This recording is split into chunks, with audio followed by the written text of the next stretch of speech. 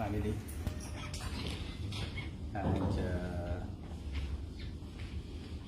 I don't think anyone is surprised that once I knew I was going to leave the throne, my first choice was my mind just came to Lagos, because this is where you grew up.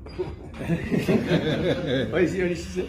That's where Uncle Wale is. Yes. And where Itwa is, where Achedo is, where all my friends are. Okay, so it's in a sense it's always been home to me. Now, when I talk to family and friends on these matters, it's always difficult, but this is a very simple. And maybe what I should do is share a story of a conversation with my daughter, the oldest daughter, when we were flown to Abuja and we're about to go to Nasarawa, and they met me at the airport. And she came and was crying and crying and crying. I said, "Well, why are you crying?" So I said to her, "Look, in our families we believe that God decides who will be a king. He also decides the day you will be the king and the day you will stop being king. So let's assume and take it for granted that those dates have been fixed by God from 8th of June 2014 to 9th March 2020. So that's a question. Said if God had said to you on 9th March 2020 that today is the end of your father's reign, and you have two options. One option is I take his life and he dies on the throne. The other option is I take the throne away but leave him alive and healthy. Which one would you pick?" And she said, "I would rather have you alive." I said, "So why are you crying?" I would not spend one day beyond 9th of March, because that was the end of my term. Somebody else was going to be in. And just either, I've always said it's either you die or you leave.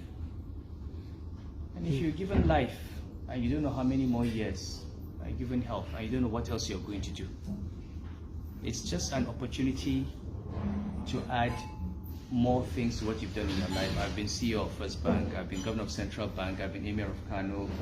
I don't know what I'm going to be next. So it's just, that's it, and another phase.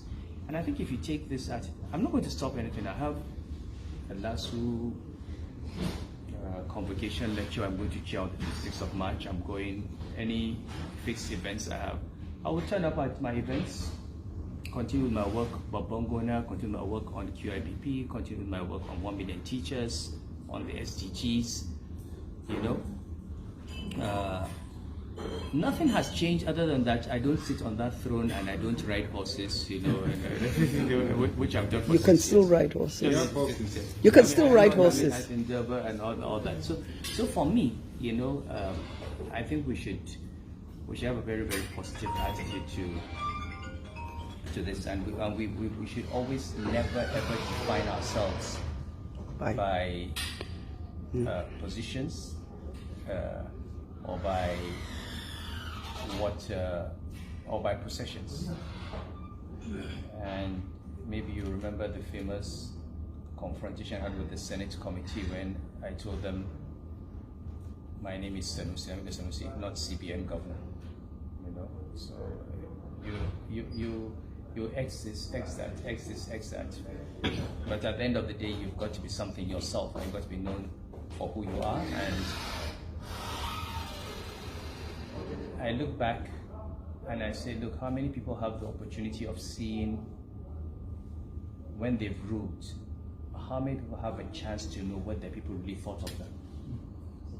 And I think it's a great blessing for me to see what kind of people thought of my success.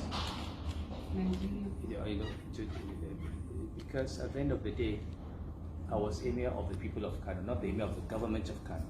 If the people of Kano love me and the government doesn't like me, quality of life. I would rather have that than be loved by the government and hated by the people.